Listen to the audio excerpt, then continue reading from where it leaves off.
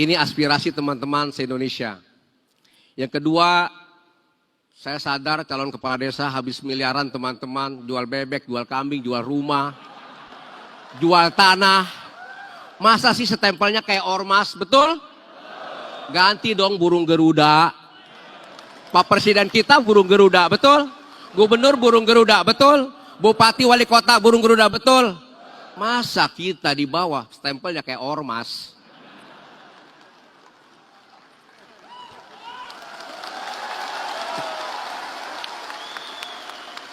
Jangan salahkan kami. Kalau rakyat di desa, warga desa tidak tahu lambang burung Garuda dan lambang negara. Karena korespondensi itu paling banyak surat menyurat di desa.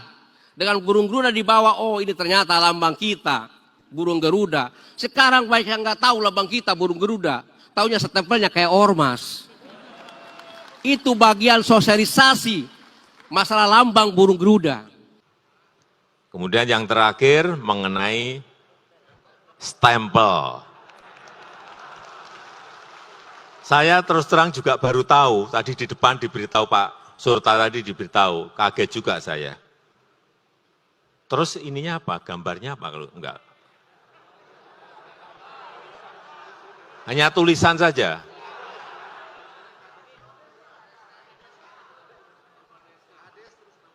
Pak Menteri Dalam Negeri, ini dibuatin aja instruksi Mendagri,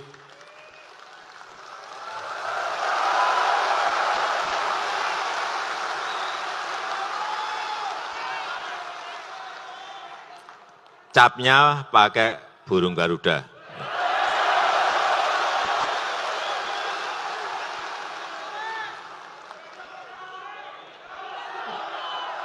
Loh itu memang lambang negara kita kok. Kalau dipakai oleh kepala desa ya wajar dan wajib toh.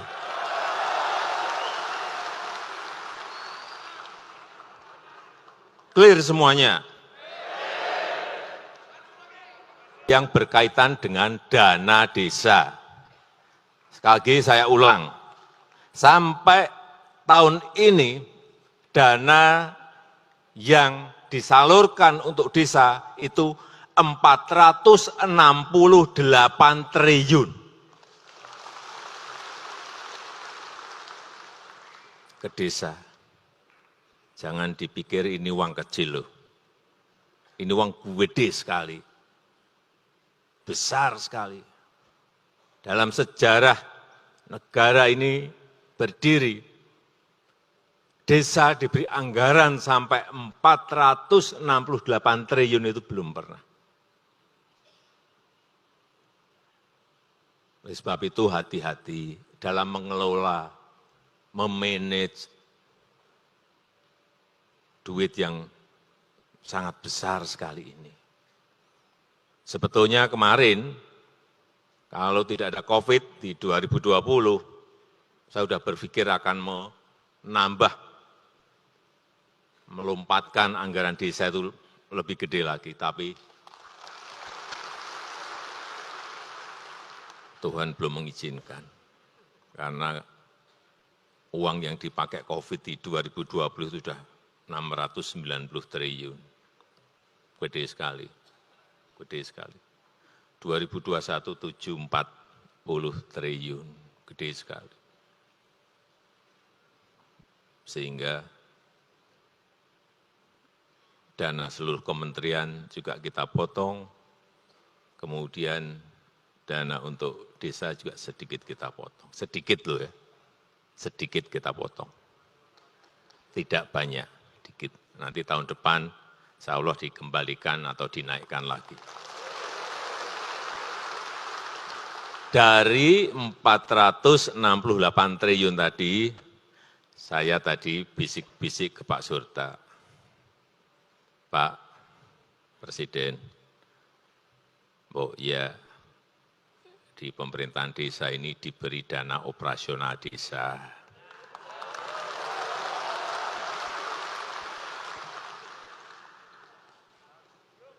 Sudah saya jawab di depan, tapi nanti saya ulang lagi Pak, waktu sambutan.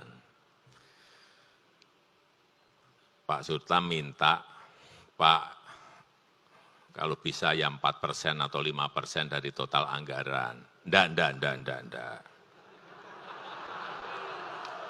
Untuk yang pertama, ya saya berikan 3%. Nanti tahun berikut bisa ke 4 atau 5%. Ini tolong dicatat. Bapak Ibu semuanya kan juga sudah dapat dari pemerintah kabupaten. Ya kan? Ini ada khusus untuk dana operasional untuk dana desanya. Tapi saya menyadari betul kerja keras Bapak Ibu sekalian karena hasilnya tadi sudah disampaikan oleh Pak Mendagri, Pak Tito, jadi jalan desa berapa, jadi embung berapa, jadi irigasi berapa, jadi jembatan berapa. Semuanya jelas, konkret, fisik ada. Ini akan menjadi penopang pertumbuhan ekonomi di desa maupun nanti diagregatkan menjadi pertumbuhan ekonomi nasional. Jalan desa, coba lihat jalan desa. 227.000 kilometer jalan desa. Ada yang tidak percaya. Pak, 227.000 kilometer itu panjang sekali loh. Ya saya jawab, ya panjang, tetapi itu masih sedikit. Karena kalau dibagi dengan jumlah desa yang ada di negara kita 74.900, artinya itu baru 3 kilo per desa kira-kira. Ya enggak? Kan biasa, dalam satu desa ada tambahan 3 kilo, tapi sebuah pekerjaan yang besar ini 3 kilo buat saya. Tapi itu pun masih ada yang sanksi.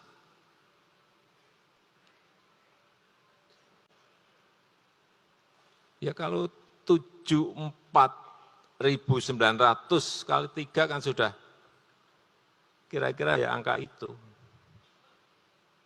Jadi masih ada banyak jalan-jalan di desa yang memang perlu dibangun dan diperbaiki utamanya dan utamakan jalan-jalan produksi yang menuju ke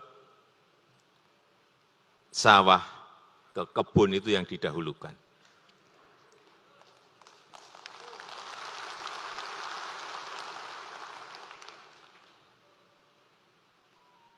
Embung, irigasi, dan lain-lain. Jembatan pasar desa, BUMDes, tambatan perahu, banyak sekali. Saya cek satu persatu. Kemudian yang berkaitan dengan kualitas hidup, banyak sekali. Pembangunan air bersih, posyandu, polindes, drainase, sumur, PAUD, MCK, ini juga dari dana desa dan itu akan memperbaiki kualitas hidup, kualitas SDM dari masyarakat di pedesaan.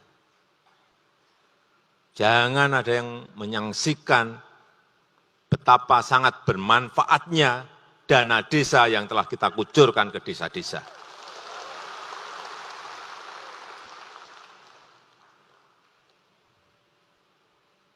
Dan itu sekali lagi mempengaruhi pertumbuhan ekonomi di desa, mempengaruhi pertumbuhan ekonomi nasional.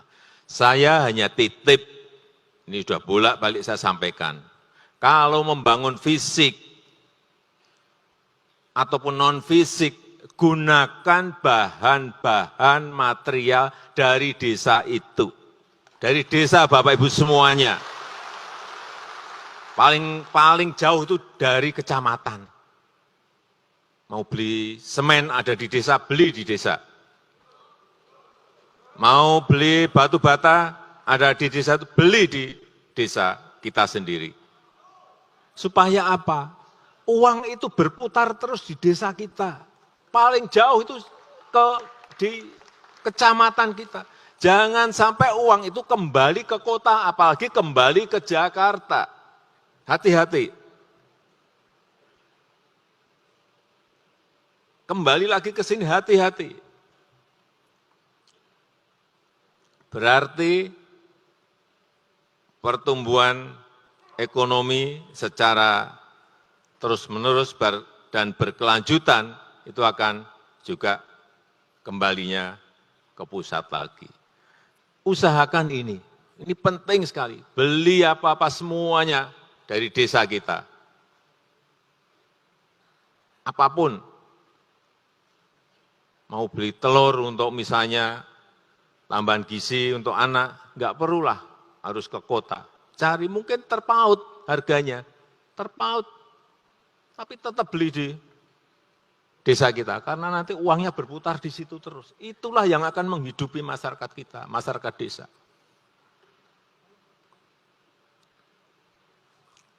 Dan pada akhirnya nanti akan menurunkan angka kemiskinan di desa. Dan sudah kelihatan. Coba dilihat kurvanya, sudah turun terus. Turun terus. Kita harapkan ini, kalau enggak pandemi sebetulnya sudah agak tajam, tapi karena ada pandemi, naik sedikit lagi. Ini yang kita harapkan, kenapa pembangunan itu dimulai dari desa. Kemudian untuk tahun ini total yang ditransfer nantinya 68 triliun. Ini sampai pagi tadi saya cek, udah berapa sih serapannya? Masih 13,5%. Mungkin juga tadi keluhan dikarenakan laporan SPJ-nya yang terlalu ruwet dan bertele-tele, betul? Pak Mendagri, ini coba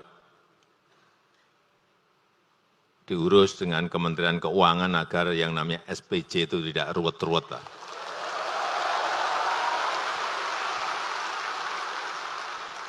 Nanti para kepala desa ini tidak ngecek jalan, tidak ngecek irigasi, tidak ngecek posyandu, malah urusan buat SPJ saja. Satu lihat SPJ udah pusing juga. Saya aja yang lihat aja pusing. Apalagi yang melaksanakan. Tapi saya sudah bolak-balik perintah mengenai ini. Ternyata nggak mudah juga merubah sistem akuntansi kita. Tapi moga-moga setelah keluhan ini nanti ditindaklanjuti oleh Mendagri agar semuanya lebih simpel dan lebih mudah, lebih sederhana.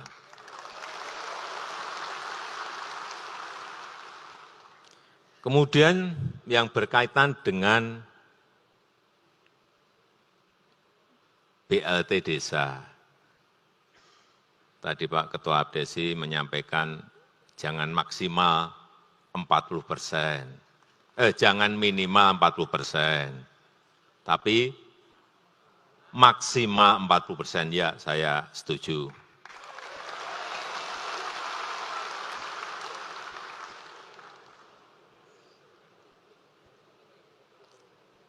Sehingga kepala desa bisa mengkreasi anggaran yang ada juga untuk kemungkinan keperluan-keperluan lain yang mendesak, yang di antara desa dengan desa satu itu berbeda-beda.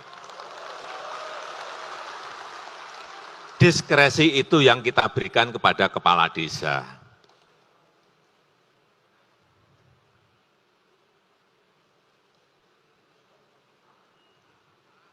Kemudian yang terakhir mengenai stempel.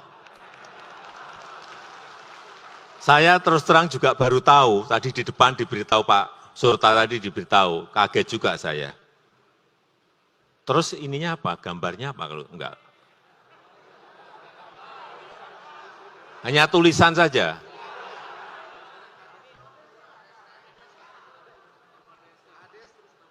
Pak Menteri Dalam Negeri, ini dibuatin aja instruksi Mendagri,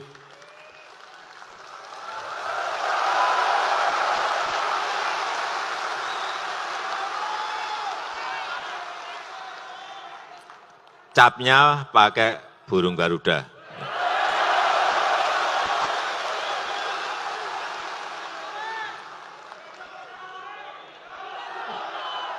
Loh itu memang lambang negara kita kok. Kalau dipakai oleh kepala desa ya wajar dan wajib toh.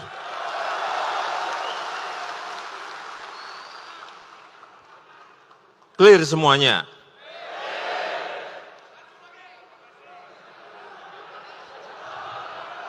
Saya rasa itu yang bisa saya sampaikan pada kesempatan yang baik ini. Masih ada lagi sebelum saya